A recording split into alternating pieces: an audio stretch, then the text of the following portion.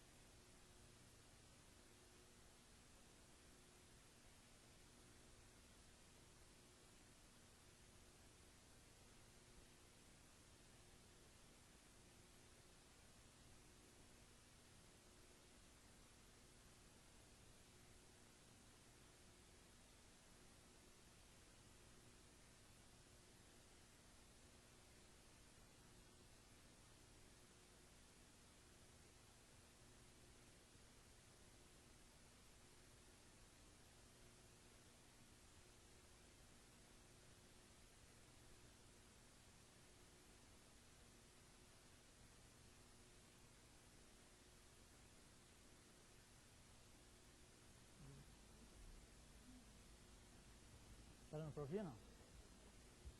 Vamos ver. A gente chega lá, Bom, agora sim. Agora estamos conversando. Então imagina a confusão que é se a gente sair com o microfone aí na rua perguntando às pessoas se tem livre-arbítrio ou não. Porque você cai nos dois lados, né? Alguns vão cegamente, né, cair do lado do determinismo. Outros vão cegamente cair do lado do livre-arbítrio e não se chega a conclusão nenhuma, porque não é uma coisa, uma ciência que você estuda e você descobre, é assim ou é assado, né? Não é uma coisa desse tipo. Então, onde nós nos enquadramos aí? Nós nos enquadramos como sempre, a gente aprende para entender, em vez da gente cair cegamente de um lado ou do outro, né? E é isso que a gente tem na nossa literatura inteira, começando pela própria codificação, inclusive, porque Kardec tem não um capítulo, mas um subcapítulo, né, dentro de um dos capítulos, que é sobre o livre-arbítrio. Então tem uma série de questões lá, a gente vai passar por algumas delas aqui, tentando, né, nos ensinar a trazer essa informação para nós. Então nós, como espírita, a nossa postura é sempre entender para aprender. O conhecimento é a base de tudo. Sem conhecimento é fé não raciocinada, tá? A fé raciocinada pressupõe conhecimento. Então, imagina que a gente chega e pergunta, temos livre-arbítrio sim ou não? A confusão que dá na resposta que a gente vai receber pela rua tem que ser contextualizado isso. Nós estamos falando em que nível, né?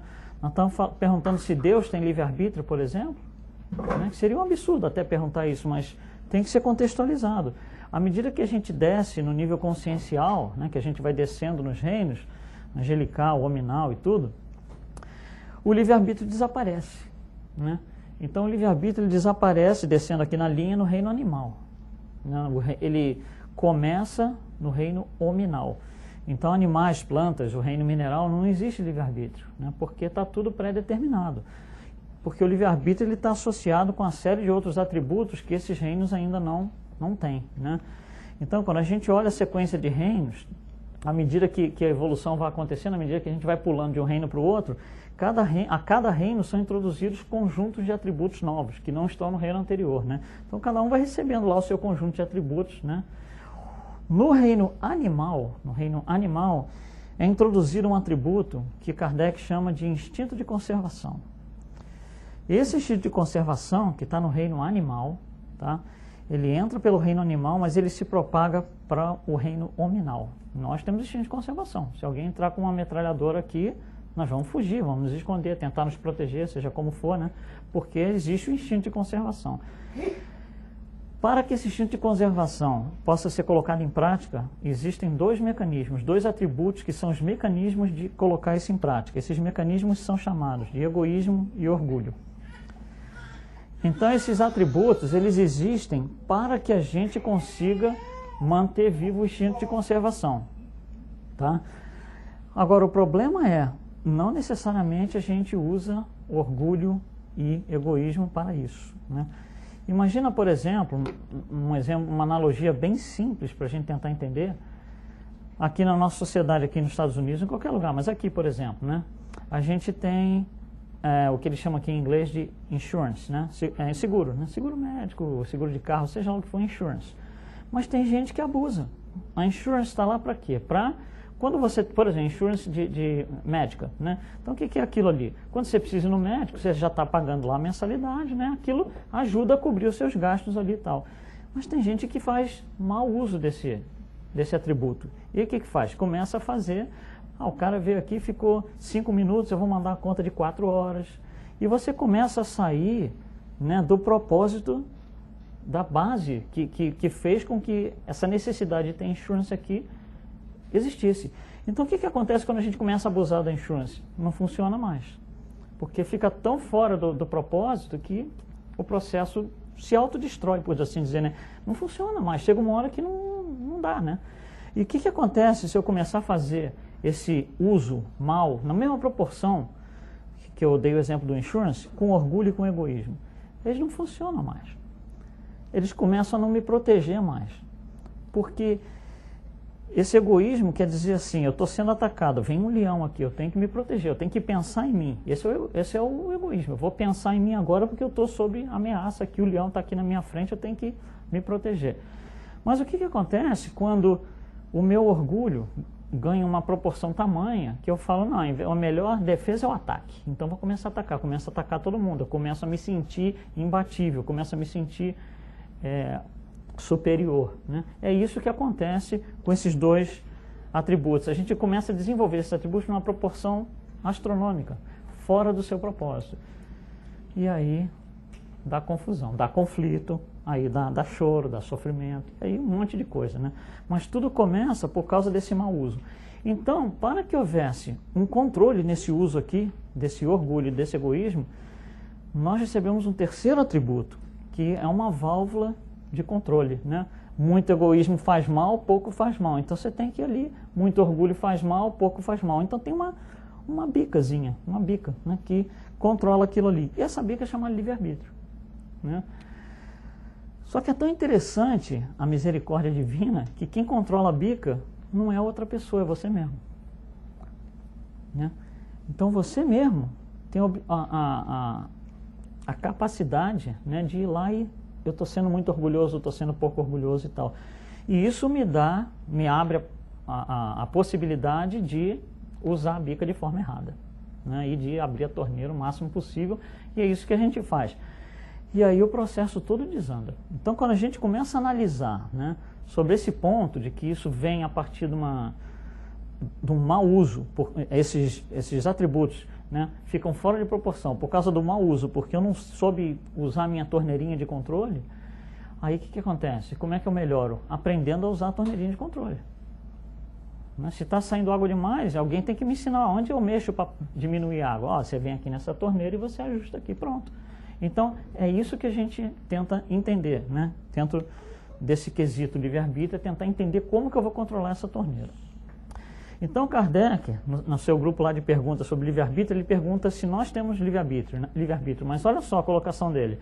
Lembra que a gente acabou de ver lá? Você tem Deus, os angelicais, os hominais, os animais. Então ele está sendo bem direto. O homem, então o macaco não está nessa história. A planta não está nessa história. Já ficou bem definido aonde na escala eu estou perguntando sobre livre-arbítrio. Às vezes as respostas dos espíritos e os comentários adicionais de Kardec passam meio batido porque a gente não entendeu direito a pergunta, ou não se tocou direito com a pergunta. Ele está sendo bem claro. Eu estou perguntando no reino hominal. Nós temos livre-arbítrio, né? E a resposta dos espíritos é, se você pensa, né, você pode agir, portanto você tem livre-arbítrio. Ou seja, a mão que vai lá na torneirinha mexer é a minha própria mão, não é alguém, né? Eu sou responsável por controlar aquela torneirinha ali. Sem isso eu seria uma máquina, eu dependeria de alguém fazer isso para mim e não é o caso. Quando no Evangelho segundo o Espiritismo, né, no capítulo que endereça a fé, Kardec está falando sobre a fé raciocinada, né, que a gente fala tanto aqui dentro da Casa Espírita. Então ele coloca o seguinte parágrafo, no finalzinho da parte onde ele fala de fé raciocinada. A fé cega já não é para este século. Este século, que século que é? a sua época que ele está escrevendo. Então tem aí 150 anos. Então naquela época já não era uma coisa, né, da sua época. É precisamente ao dogma da fé cega que se deve hoje a tão grande número de incrédulos. Porque se a fé é cega, quando as pessoas começam a questionar, aí você não tem respostas. Não tendo respostas, né, como é que fica? Né? Porque ela quer impor e exigir. Então o que acontece? A fé cega, ela impõe, ela não propõe.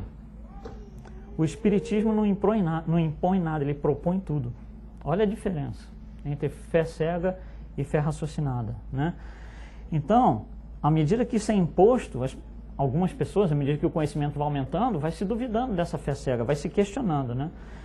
E essa fé cega acontece quando é abolida uma das mais preciosas faculdades do homem, o raciocínio e o livre-arbítrio. Então, olha só, essas três coisas, elas estão juntas. O livre-arbítrio, o raciocínio e a fé. Então, é alguma coisa desse tipo assim, mas são intrincadas uma com a outra. Se você mexer numa, você mexe nas outras duas, automaticamente. Então, se eu não usar direito o livre-arbítrio, a minha fé vai se alterar, vai se mudar de alguma forma, o meu raciocínio vai mudar e vice-versa. Né? Se eu parar de raciocinar, altera a minha fé e o meu livre-arbítrio, porque são coisas que estão coligadas intrinsecamente. Né? Então, às vezes a gente começa a duvidar, não necessariamente aqui, mas as pessoas começam a duvidar de livre-arbítrio e tal, e você vai ver a pessoa não tem fé nenhuma, a pessoa já não está pensando, está com, né, já se entregou o pensamento a outra coisa, porque essas três coisas estão ligadas. Quando a gente vai falar de livre-arbítrio, sempre como nós estudamos para entender, você tem que sempre estudar os dois lados, porque senão você não vai entender, senão é fé cega. Então, se a questão é livre-arbítrio ou determinismo, a gente tem que ver os dois, né, para extrair o conhecimento a nosso próprio favor.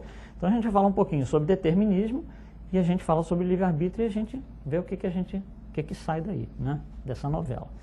Então, o determinismo ele está presente na nossa sociedade muito por razões históricas do que por qualquer outra coisa.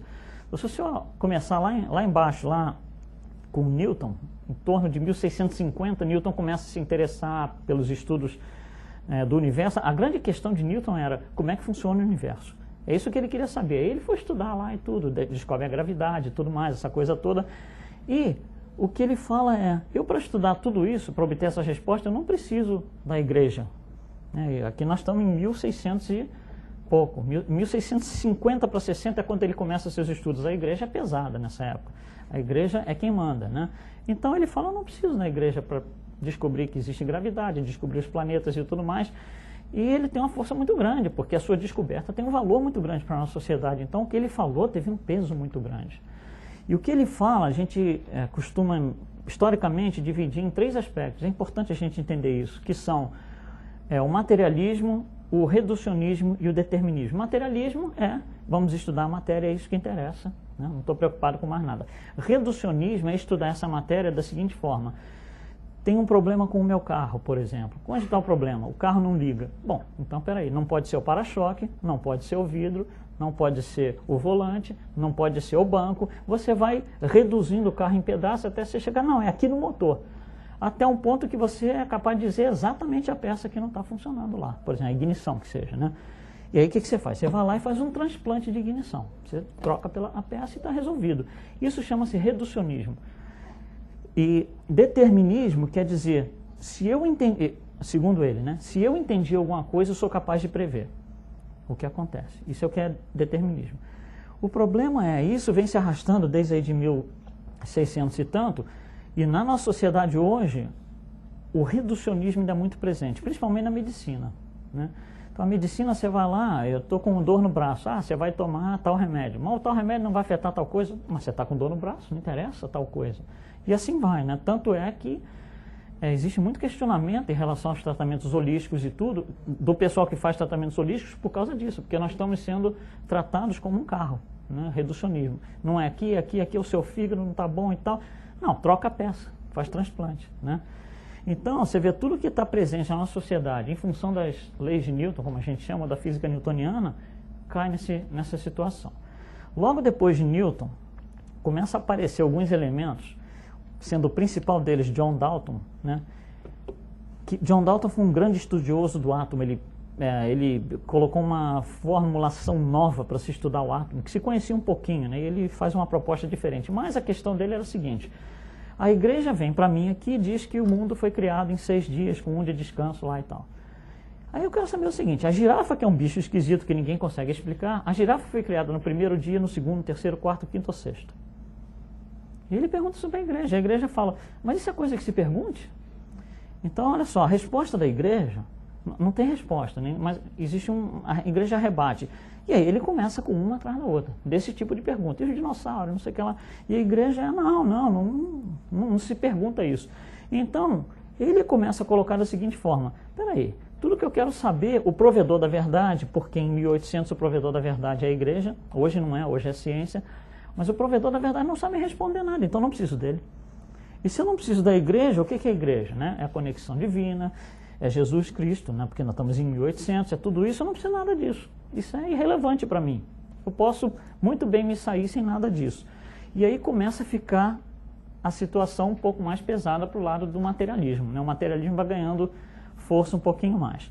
Em 1959 a gente tem a martelada final quase, tem mais uma ainda, mas do materialismo, quando Darwin, né, estudando a evolução das espécies, ele começa a responder as questões, começa a aparecer as respostas, para começar, né?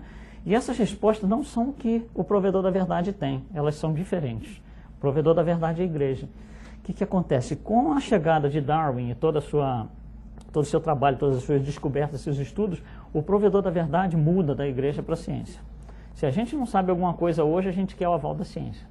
A gente não quer o aval do Papa, né? No passado não era assim. Então o provedor da verdade hoje é Darwin, e ele virou esse grande desafio à igreja. Então a ciência começou a ficar um grande desafio para a igreja, porque a ciência fazia questões onde ela está procurando respostas preto no branco, e não é assim, né, do ponto de vista da igreja. E aí, em 1939, né, encaixando aqui para o nosso lado, aparece o nosso Emmanuel, que vai nos dizer o seguinte, no livro O Consolador: as leis da genética, já se conhecia um pouco de genética aqui, encontram-se presididas por numerosos agentes psíquicos que a ciência da Terra está longe de formular. Em 1939, hoje conhecemos todos. Em 1939 estamos longe de formular, dentro dos seus postulados materialistas. Então o que ele está nos dizendo é o seguinte: em 1939 e 40 existe uma série de postulados materialistas que não estão nos deixando aprender, entender, compreender e ir para frente. Está nos segurando ali no determinismo, né? Tá tudo, supostamente tudo é pré-determinado até essa época. Em 1953, essa então é quase que a martelada final aí, é quando é descoberta a estrutura helicoidal do DNA, né, onde se descobriu, teoricamente, segundo os padrões da ciência, a fonte da vida e como nós somos controlados pelo nosso DNA, nós somos escravos do nosso DNA. O nosso DNA, né, a gente descobre, ou é descoberto pelo James Watson e o Francis Crick, que não só ele controla as nossas características físicas, a cor do meu cabelo, a cor da pele, altura, estatura e tal, e assim vai, mas comportamento também. E aí aparece um grande problema aqui, né, que a gente já vai ver, porque quando aparece isso, a gente fala assim, mas peraí, como que nós somos controlados pelos genes e o comportamento é parte disso? Então os genes estão controlando o meu comportamento, né? Então começa a aparecer esse questionamento. E esse questionamento fica no ar, a gente vai voltar nisso aqui. Isso é 1953. Em 2001, né, acontece um negócio que eu também vou detalhar daqui a pouco, chamado Projeto Genoma Humano, que dá fim ao materialismo. Então a gente tem que analisar essas duas coisas aqui, por que o determinismo, né, por que o determinismo matou o determinismo, né, porque quase que implodiu. Então Emmanuel nos fala em postulados materialistas, acabamos de ver. São 3 postulados que ele está se referindo. Ele fala isso em 1939, né? Mas esses postulados todos vão desaguar em 3 grandes conceitos. Um é esse aqui. A palavra dogma, para um cientista, é uma abominação. Tem arrepio, né, com essa palavra, dogma. Só que em 1953, quando descobrimos a estrutura do DNA, os 2 cientistas que descobriram disseram o seguinte: para eu explicar tudo o que eu descobri no laboratório, lá nas minhas pesquisas, nós vamos definir o dogma central da biologia molecular. Isso não são palavras minhas, são palavras de 2 cientistas, né, que vêm com a história do dogma. O que é um dogma? Uma coisa que você impõe, diz e você aceita e não pode perguntar. É estilo igreja, isso não se pergunta, né? Então, esse dogma da biologia molecular diz assim, o seu DNA está lá, você pode copiar as moléculas, você copia o DNA, você copia todas as moléculas, mas você nunca pode ir lá e reescrever o seu DNA, você nunca pode ir lá e trocar o seu DNA. Hoje isso é sabido que não é assim, mas em 1953 é o que nós compramos, né? Então, para todos os efeitos porque é um dogma. Em 1953 Bom, o que acontece? A gente junta isso aqui com Newton, com todo o determinismo de Newton, coloca os dois no liquidificador, você bate no liquidificador e sai um negócio chamado determinismo genético, que é justamente isso, é a inabilidade que nós temos de fazer qualquer alteração baseada em DNA. Então, por exemplo, agressividade é baseada em DNA, porque é comportamento, eles dizem isso. Então, se eu nasci agressivo, você pode esquecer que eu vou ser agressivo até o último dia, não preciso nem me esforçar para melhorar, porque é inútil. Se eu nasci com tendência a matar as pessoas, você fica longe de mim, porque não tem a mínima chance de eu mudar, eu não preciso nem me esforçar. E assim vai, né? Então o determinismo, ele define esse tipo de situação, que nós somos assim, não temos condição de mudar, né? Então é uma coisa complicada a gente comprar isso, mas enfim, nós estamos falando da história e foi assim. Esse determinismo genético, então, ele começou a ter certos desafios ao longo do tempo, né? Ele começa pesadamente em 1953, em 1966, 67, a gente começa a fazer pesquisas sobre clonagem. A clonagem, ela inicia o processo todo, não é o caso de detalhar muito, mas o processo todo inicia quando se pega uma célula, você tira o núcleo de uma célula e coloca o da outra aqui, né? Então, segundo esses dogmas que nós compramos em 1953, o DNA, o núcleo da célula, é o cérebro da célula. Se você vier aqui tirar o meu cérebro, eu vou morrer, né? Então, qual que é a expectativa? Se você tirar o núcleo da célula, ela morre. Essa é a expectativa. Aí o que acontece? Em 1967, a gente vai começar a fazer clonagem, tira o núcleo da célula e a célula está lá. Não só não morre, como se comporta exatamente igual, com todas as funções orgânicas, micro-orgânicas, né, que ela faz, sem alterar nada. E aí começa a ficar esquisita a coisa para o lado da ciência, porque como não era isso que eu esperava, né? A expectativa era outra. Outro desafio que tem nesse determinismo genético é isso aqui, são gêmeos univitelinos ou homozigóticos, onde você tem gêmeos, né, os dois nascem ali, um nasce com uma cicatriz, não é que ele se cortou, né? Um nasce com uma cicatriz ou sinais ou coisa assim, o outro não, né? Então, de todos os casos que se tem notícia, documentados pela ciência, a ciência só consegue ajeitar uma explicação para 33% desses casos. Não é nem explicar, é ajeitar uma explicação. Então, obviamente, tem uma coisa, né, um pouco mais complicada do que se acha. E, finalmente, a gente tem aqui o projeto Genoma Humano, que é uma ideia interessantíssima, sensacional a ideia. A ideia era o seguinte, vamos colocar aqui algumas imagens. O objetivo era a gente conhecer todos os genes do nosso corpo humano, o que cada um faz. Fantástico. Puxa, já pensou se a gente conseguisse conhecer isso, né? Seria exatamente... É quase que você entra numa situação de domínio quase, né, sobre os genes. Mas, enfim. Então, as expectativas eram as seguintes. Nós conhecemos 150 mil proteínas, cada gene gera uma proteína, então a gente vai achar aí mais ou menos 150 mil genes. E aí, vamos lá no projeto, né? O que acontece? Esse projeto começa em 1996. Em 2001 sai a primeira relação, uma relação ainda temporária, de todos os genes que foram encontrados. Encontraram 25 mil. E não se encontrava mais.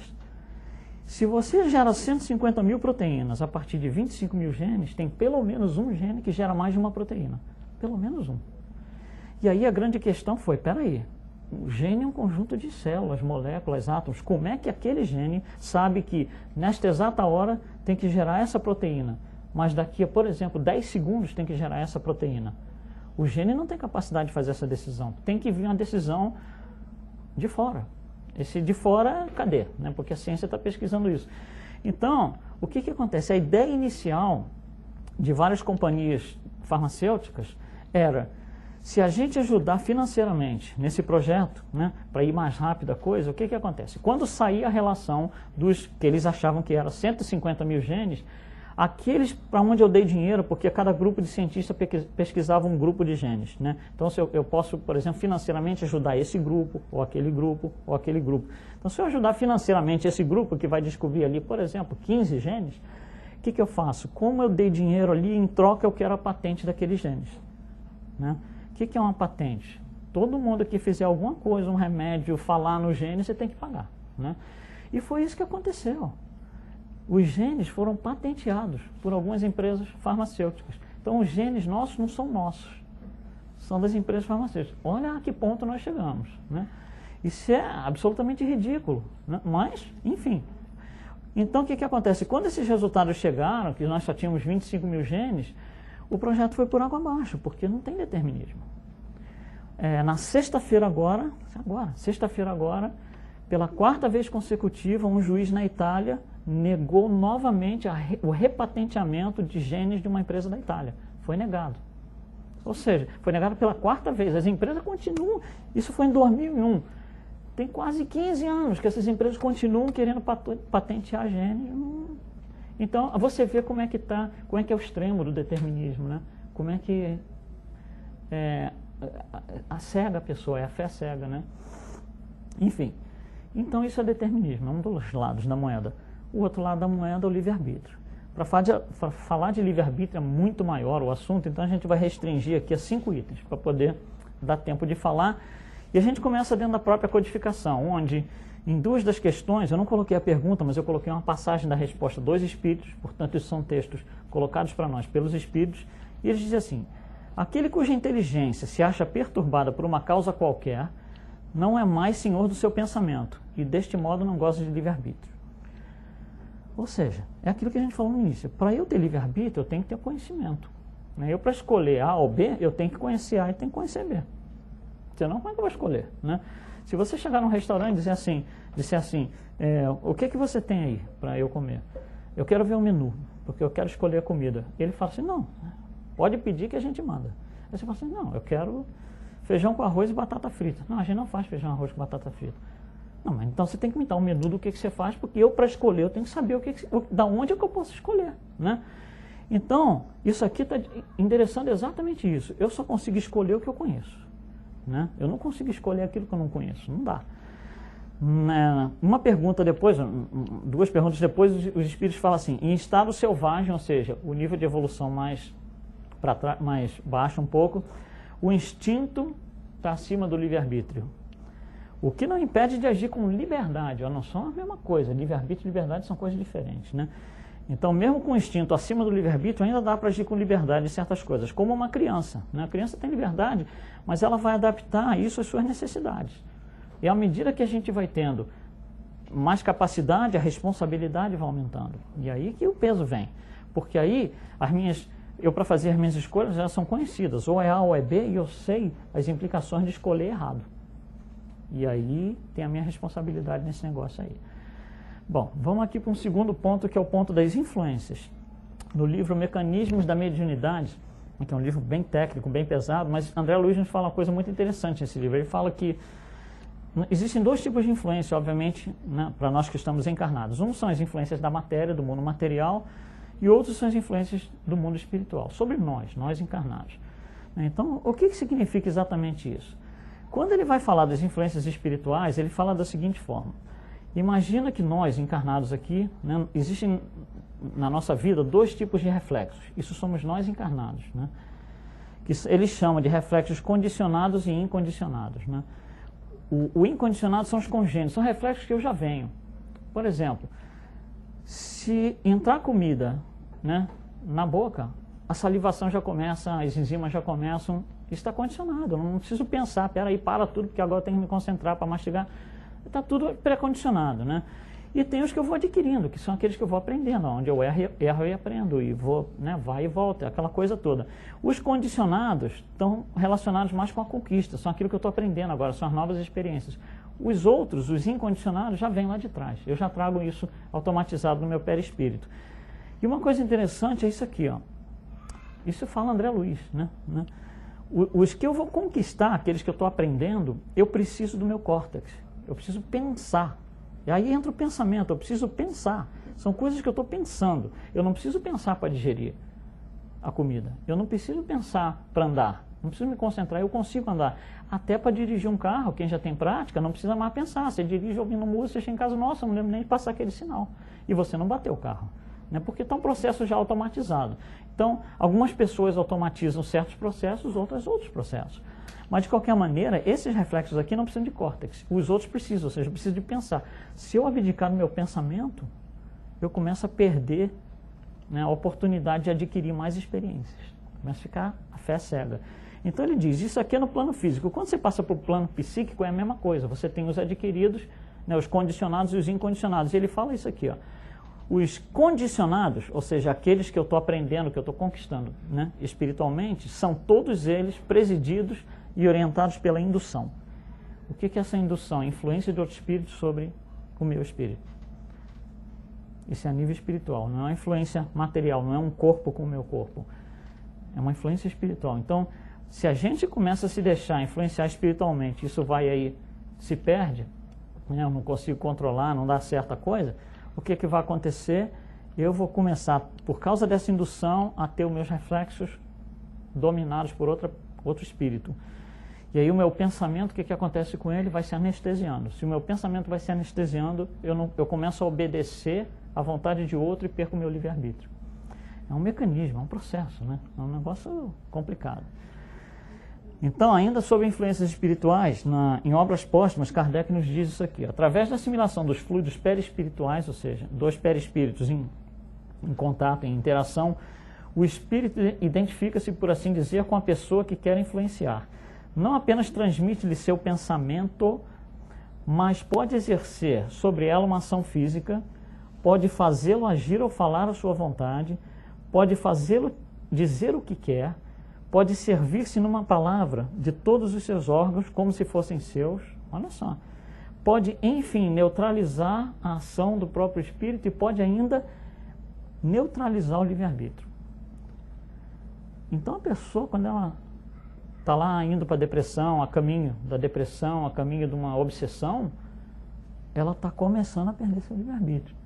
E aí, perder livre-arbítrio significa o quê?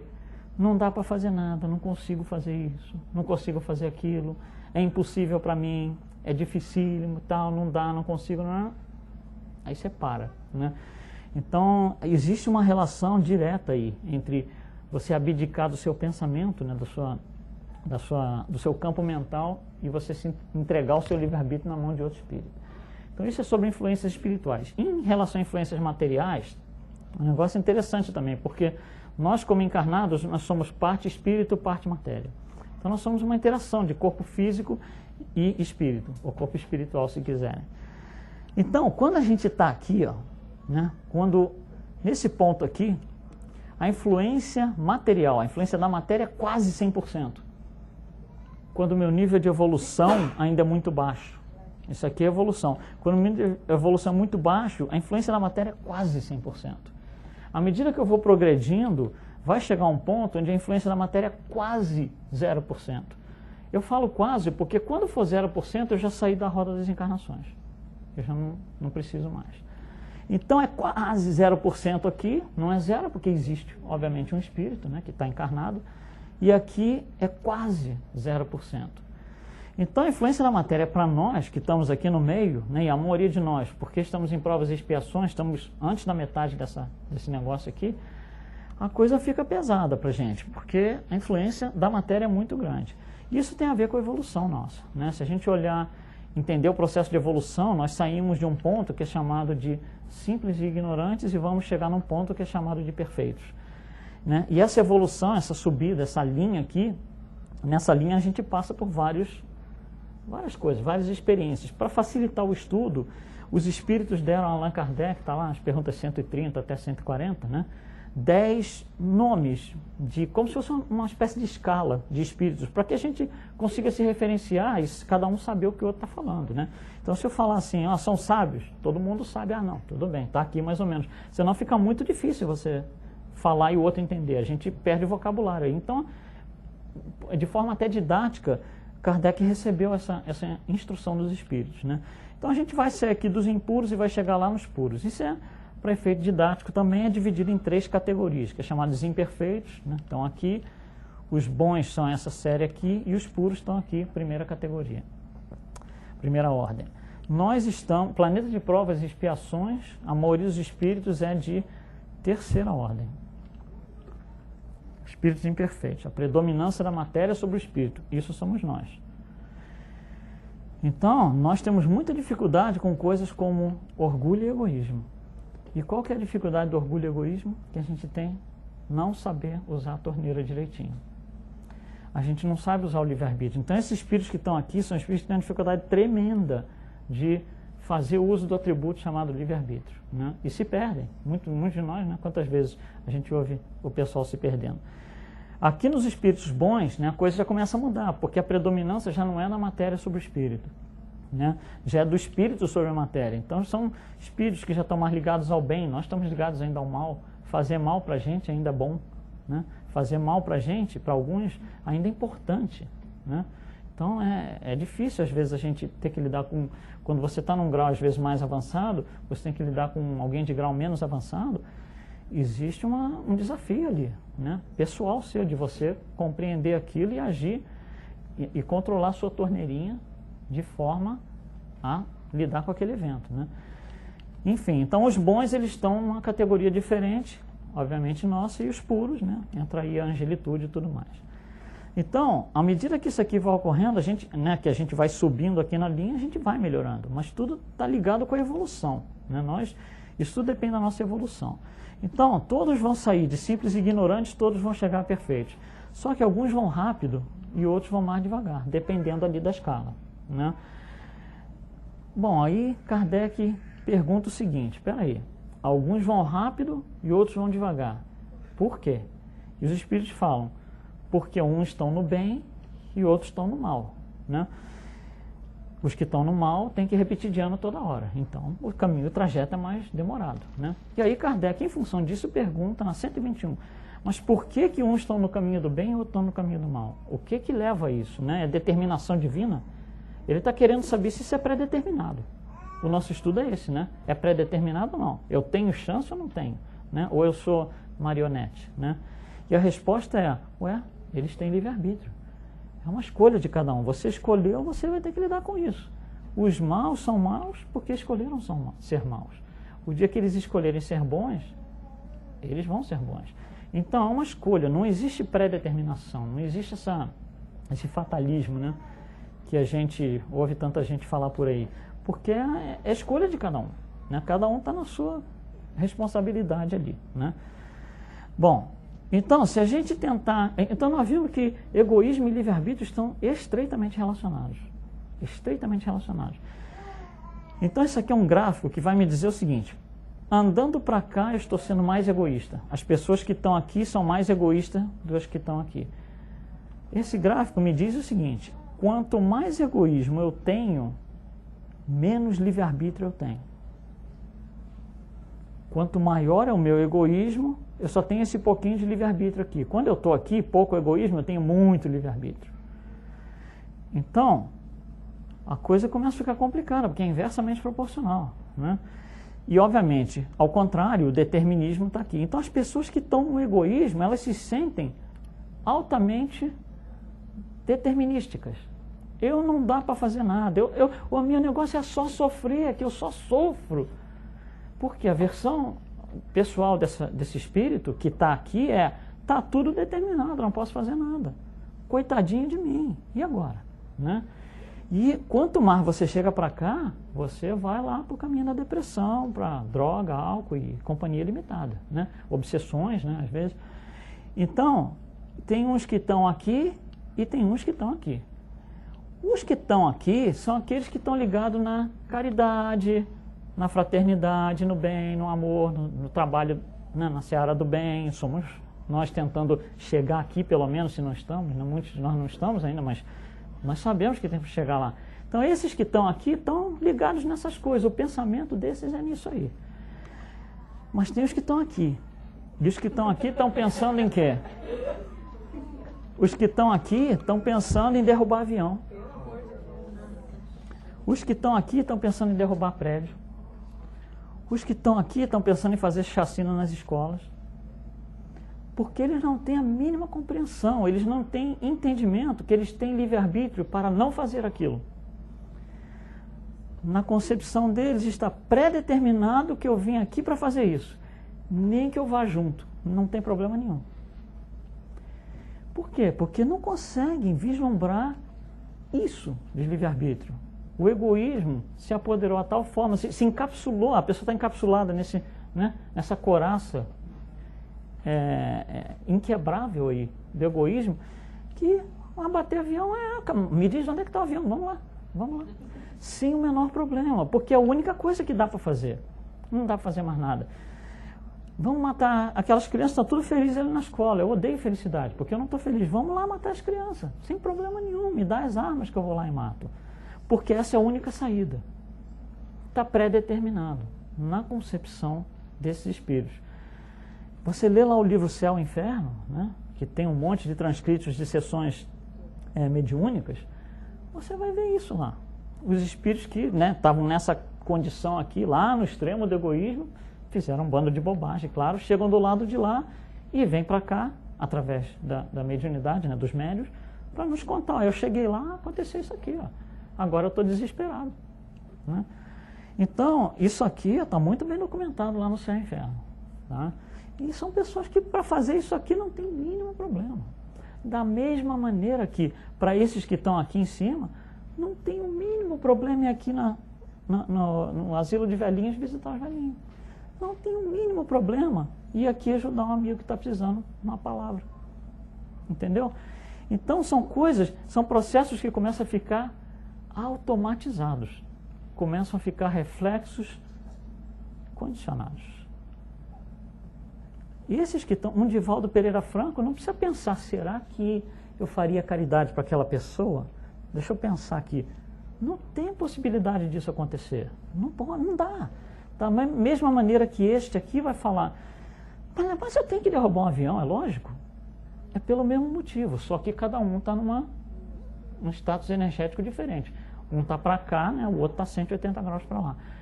Mas a mecânica é a mesma, infelizmente. Infelizmente, e a gente vê aí, se abre internet, se abre CNN, se abre notícia, é só isso que a gente vê. Bom, vamos falar um pouquinho sobre responsabilidade, que a gente já viu também que livre-arbítrio, todas essas atitudes, de um lado ou do outro, não interessa. As nossas atitudes, lei de ação e reação, elas vão influir através da nossa responsabilidade. A responsabilidade ela vem de duas formas, pessoal ou coletiva. Então a responsabilidade pessoal, ela é endereçada na pergunta 370, quando nessa pergunta os espíritos respondem o seguinte para Kardec. O espírito encarnado traz algumas predisposições, para cada uma das aptidões, um órgão correspondente no cérebro. Por exemplo, se eu venho aqui com uma aptidão de ser um grande pianista, o meu cérebro tem que ter a capacidade de fazer com que os meus dedos tenham uma mobilidade razoável para que eu consiga tocar piano. Então, o que vai me fazer um grande pianista não é o dedo que eu tenho. O dedo vai melhorar, vai ser, a mobilidade dos meus dedos vai melhorar por causa da habilidade que eu tenho. A habilidade é quem manda nos órgãos, é isso que ele está colocando aqui. Porque se não fosse assim, se o órgão mandasse na habilidade, aí você não teria livre-arbítrio. Você seria determinista. Você vem aqui, uma marionetezinha, aperta o dedinho aqui que vai tocar a tecla do piano. E não é assim. Agora, isso é responsabilidade pessoal. O que eu faço, as minhas aptidões. Mas tem as coletivas. E olha a pergunta que Kardec coloca. A aberração das faculdades intelectuais provocada pela embriaguez desculpa os atos reprováveis. Vamos entender a pergunta. Eu bebi no bar, enchi a cara, fui para casa, peguei o carro, matei 10 numa batida. Eu sou responsável sim ou não? Essa é a pergunta. Resposta. Quer dizer, isso me isenta da culpa dos atos. Essa é a pergunta. Resposta. Não. Pois o bêbado privou-se voluntariamente. Voluntariamente quer dizer por livre-arbítrio, por decisão própria. Ninguém foi lá e disse, vai lá, não. Ele foi porque quis. Voluntariamente se privou de sua razão. É a fé cega. A bebida vai me tirar dessa situação. Isso é fé cega. A droga vai me tirar dessa situação. Isso é fé cega. Para satisfazer paixões brutais. Então, em vez de um erro, ele cometeu 2. E é muito simples a gente entender isso. Nós estamos em 2014. O bar vem até a mim ou eu vou até o bar? Será que precisa pensar para responder isso? Eu acho que não, Então isso aqui é uma coisa meio óbvia, É meio óbvio isso daqui, E aí, então a gente coloca dessa forma. As crianças também têm livre-arbítrio delas, só que o livre-arbítrio tem que ser administrado pelos pais. Imagina que a gente pegasse uma criança aqui de 2 anos e falasse assim, ó, tá livre, faz o que você quer aí. Coloca a mão na tomada, quebra tudo que você vê, não ia dar certo. Então, o livre-arbítrio dela, ela tem, mas ele tem que ser administrado pelo educador. Isso, o educador, tutor, pai, seja lá quem vai realmente dar essa educação, independente do nome, né? Às vezes tem muitos filhos adotivos e tal, então é o educador. Esse educador tem uma responsabilidade muito grande. Porque esse educador tem que ensinar a criança a fazer o quê? Usar a torneirinha. Tem que saber, ó, é assim, assim, não pode muito, não pode pouco. Vai treinar a criança, né, em sua idade tênue a usar a torneirinha. A responsabilidade é muito grande dos pais, tutores, seja lá o que for. Mas livre-arbítrio no mundo encarnado, né, está no corpo físico. Como é que eu pratico isso no corpo físico? Eu não sei se vocês já tiveram a seguinte sensação. Você quer fazer alguma coisa, alguém está ali conversando com você e tal, e você... Eu não sei, às vezes é um movimento físico, você quer fazer alguma coisa, você tem a sensação de que você até foi com o braço lá, mas não foi. E aí você ainda se pergunta, puxa, como é que eu consegui parar? Né? Não sei se já tiveram essa sensação. De vez em quando acontece com a gente, né? Então, você vê, houve uma mudança ali de status, né? Eu vou fazer e não fiz. Então houve um repensamento ali da atitude, do livre-arbítrio. Então essa parte que a gente vai tentar endereçar aqui com o livre-arbítrio sob a batuta da ciência. Bom, se o livre-arbítrio está lá no nível espiritual, é a minha mente, a minha atitude, né? Isso vai entrar no corpo físico e as atitudes no corpo físico tem um ascendente de tudo que é o cérebro. Né? O ascendente biológico é o cérebro. Dentro do cérebro, né, o cérebro opera à base de neurônios. Né? Então, vamos tentar entender o que é isso aqui. Isso aqui é um neurônio, tá? O neurônio é uma célula do cérebro, só que é uma célula especial. Uma célula comum de pele, por exemplo, ela teria só esse miolinho aqui, ó. É o pontinho do meio aqui, é o que a gente chama de núcleo, né? Aqui em volta, essa área avermelhada seria o que a gente chama de citoplasma e acabou a célula. A célula do cérebro, que é o neurônio, tem um monte de perninha. Essas perninhas todas que saem aqui, né? Para ficar bem simples a explicação. Então tem perninha do lado de cá, que vai direto ali no meião, no núcleo, são chamados dendritos, e tem essa rabicha aqui, que são chamados axônios. Isto é um neurônio, né? A maneira com que a informação propaga pelo cérebro, né, com que o cérebro trabalha essa informação é justapondo um neurônio atrás do outro. Então, o neurônio é uma coisa mínima, é uma célula, né? Uma coisa invisível ao olho nu, obviamente. Então, lá no microscópio, né, os cientistas veem um neurônio se justapondo um atrás do outro para formar, entre aspas, o fio que carrega a informação. Então, o fio que está dentro do cérebro não é contínuo, como o fio da tomada aqui, né, como esse fio. Ele não é contínuo, ele é formado, né, por uma sequência de neurônios à medida que a coisa vai acontecendo. Né? Então, começa a ficar interessante quando a gente vai analisar o seguinte: como é que é essa junção de um neurônio com o outro? Porque eles vão ali e se juntam. Está, né? O primeiro aqui, está o segundo aqui, eles se aproximam, né? Se juntam. Então, se a gente amplificar isso aqui para olhar essa junção, aqui está um neurônio com 2 rabichos, primeiro rabicho e segundo rabicho. Isso aqui é o outro neurônio, isso aqui é um outro neurônio. Tá? Deu para entender o que é a figura, né? Então, a informação vem, né, a eletricidade que vai passar os neurônios, contendo a informação, ela vem por aqui, vem caminhando, né, vai para cá e vai para cá. Quando chega aqui, o próximo neurônio que está aqui não encosta, não tem toque físico entre um neurônio e outro, não tem toque. O que acontece é o seguinte: na ponta, numa das pontas desse neurônio aqui, o que tem é vários saquinhos, né? São chamados de vesículos, são vários saquinhos com bolsas, são várias bolsas com química ali dentro. Cada bolsa dessa tem uma química diferente. Essa química que está ali dentro a gente chama de aminoácidos, uma palavra que a gente ouve aí de vez em quando, né? E o que acontece? Então o pulso elétrico entra aqui, quando ele chega aqui, ele abre algumas dessas bolsas, dependendo do que é o pulso, né? Então, por exemplo, aqui eu acho que tem 9 bolsinhas, né? 9 vesículas. Digamos que o pulso vem e ele abre 3 dessas vesículas. E nós não sabemos porque a ciência não sabe por que ele abre aqueles 3. Mas digamos aí que ele abre 3 desses aqui. Quando ele abre essa vesícula, o que acontece com o líquido que está ali dentro? Vaza. Né? O líquido, se abriu o saquinho, a bolsinha, né? O líquido vaza. O líquido vazando, ele atravessa aqui esse mar, esse rio, né? E encosta, né? toca do lado de cá. Quando toca do lado de cá, este outro próximo neurônio fala, opa, eu recebi a sua informação.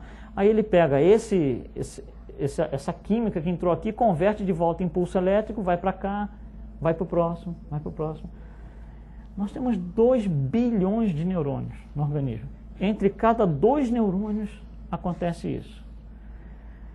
Agora, como é que o pulso elétrico determina que, por exemplo, aqui são essa bolsinha daqui, essa e essa. E aqui do lado de cá é essa e essa.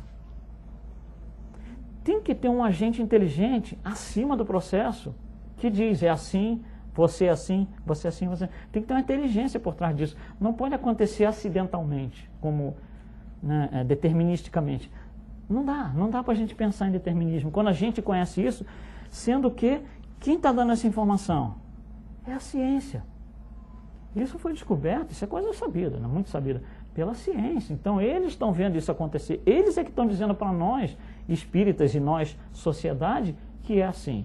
Ainda assim, eles acreditam em determinismo, de certa forma, até certo ponto. Bom, então o que acontece? Aqui está uma sinapse mais real, né? Então aqui é o rabicho, aqui é uma das pontas, aqui é a ponta do próximo e o rabicho, né? Entre um e outro aqui, então atravessam esses elementos químicos, tá? Então, o cérebro tem 2 tipos de linguagem. Aqui dentro do neurônio, no corpo do neurônio, passa a eletricidade, mas aqui no meio dos 2 é química. Olha a complicação desse negócio. É uma coisa assim, você fica, né, pasmo com uma coisa dessa. E aí começa a sair um monte de pergunta, né? E a gente vai chegar nessas perguntas, porque é a essas perguntas que a gente quer responder. Primeira pergunta é, imagina que isso daqui, esse braço meu aqui é um neurônio, esse braço é outro neurônio, né? Eles vão se juntar aqui, tá? Então esse neurônio aqui tem 5 rabichinhos, dendritos. Esse aqui também tem 5. Fora o fato de que tem toda a passagem de química ali que a gente viu, vamos deixar isso de lado para não complicar mais. Como é que, quem disse que é esta ponta desse neurônio com esta ponta desse? E não é assim. Quem que está dizendo isso? Não pode ser decisão do neurônio, não pode ser decisão da célula, não pode ser decisão do neurotransmissor lá do... Tem que ter uma inteligência superior dizendo isso, né? E olha só como vai longe isso. Para cada 2 neurônios, ou seja, para cada par, olha o número de combinações que eu posso fazer. Quantos dendritos eu não tenho aqui? 50, 60. E quantos eu não tenho aqui? 50, 60. Para cada 2 neurônios, olha o número, a probabilidade de combinações que eu consigo.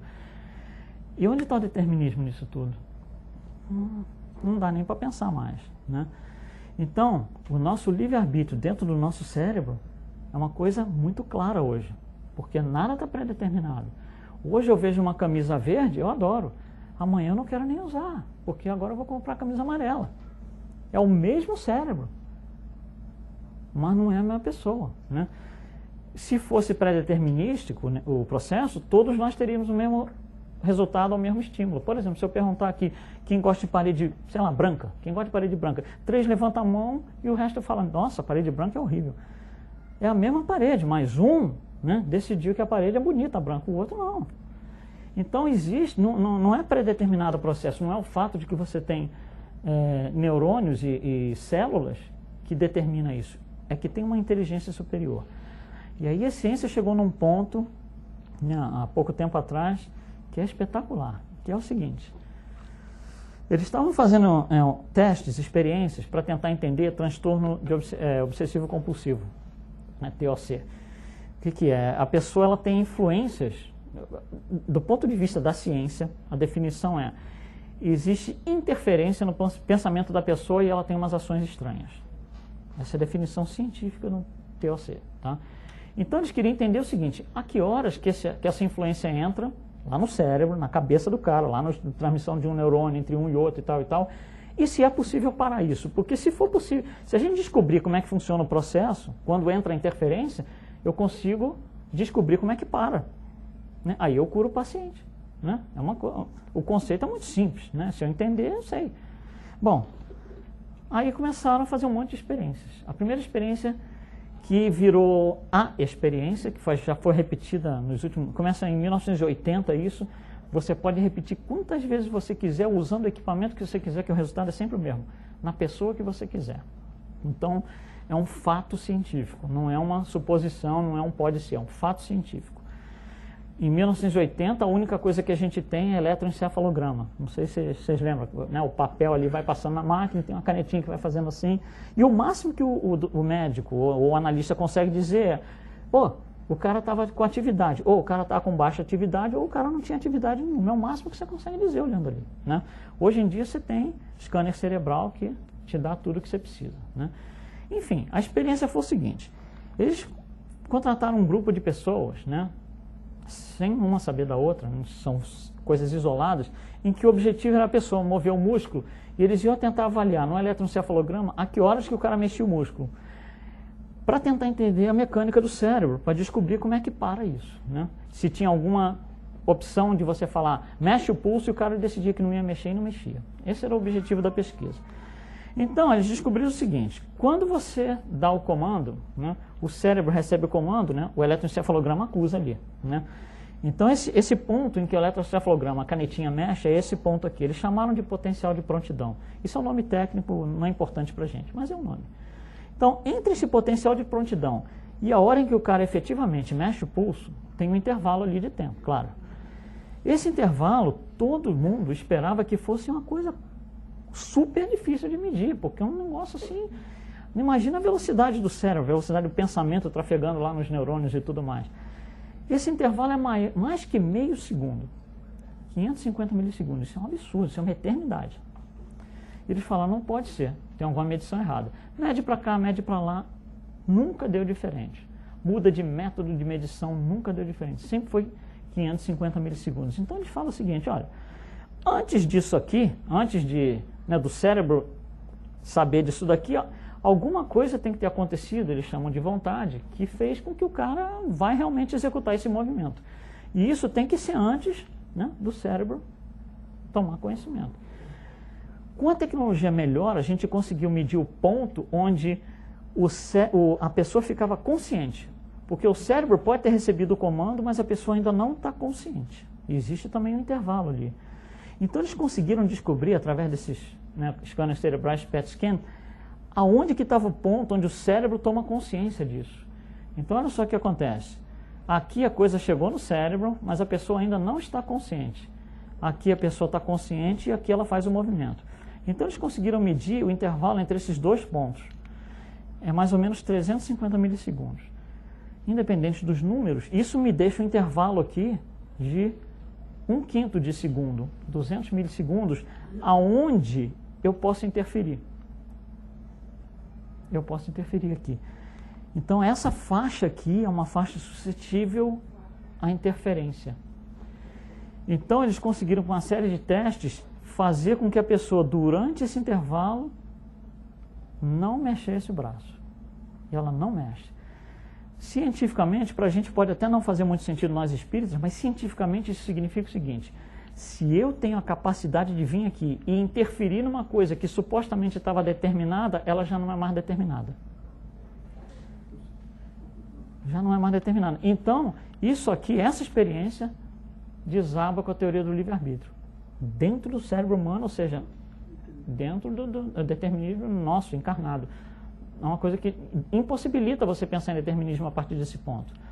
E o que eles descobriram é o seguinte: o que me faz parar aqui é um negócio chamado densidade da atenção. Se eu não estiver concentrado, eu vou lá e faço. Da mesma maneira que eu estou dirigindo o carro para casa, quando eu chego em casa eu falo, mas eu nem lembro de passar naqueles 3 sinais. Por quê? Porque a minha atenção não estava ali. Eu estava com a cabeça em outra coisa.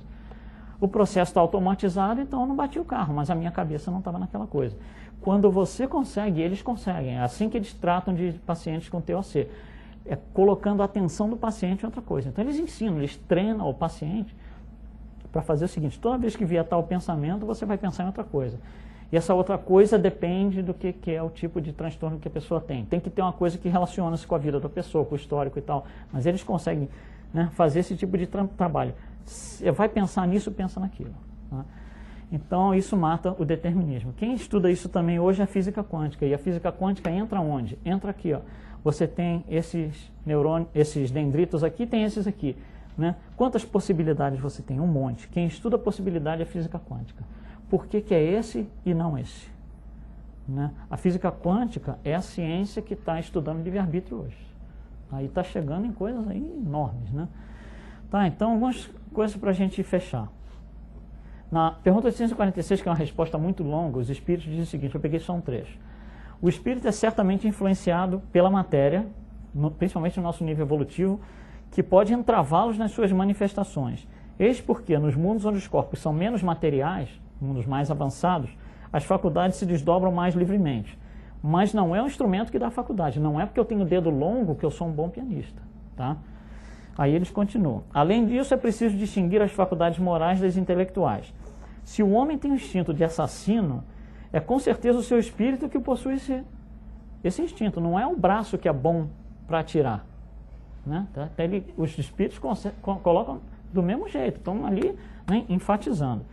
E finalmente eles acabam com isso daqui, dizendo isso daqui. Aquele que anula o seu pensamento, entrega o seu pensamento a outro, para somente se ocupar com a matéria, torna-se semelhante ao animal, ou pior ainda, pois nem pensa em se prevenir contra o mal, porque a pessoa não pensa mais. Se não pensa mais, eu não penso em me prevenir contra o mal, não tenho noção, né? Então não pensa em se prevenir contra o mal. E é nisto que incide em erro, já que assim age por sua vontade. Então, eu pensar numa coisa errada, numa coisa ruim, é livre-arbítrio. Eu escolho, não tem nada pré-determinado, não é o cérebro, não é o gênio, não é nada disso. Isso são teorias completamente ultrapassadas, né, pela ciência, inclusive. Então, isso aqui eu achei interessante para a gente fechar aqui. Ó. Olha só o nível de evolução. Eu não vou fazer. Né?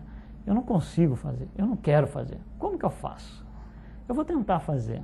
Eu consigo fazer, eu vou fazer, eu fiz. Né? Então, depende de quê? Da vontade. Depende desse livre-arbítrio. Se o meu livre-arbítrio, se o meu egoísmo está muito grande, eu estou aqui embaixo. Eu não vou fazer. Né? Tá? Então, boa noite a todos. Obrigado.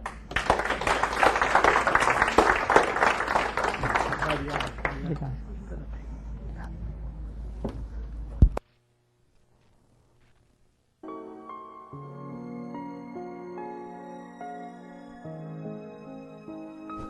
Alô? Tá? Não tinha dito que as palestras deles são brilhantes, que Deus continue te abençoando, meu querido amigo.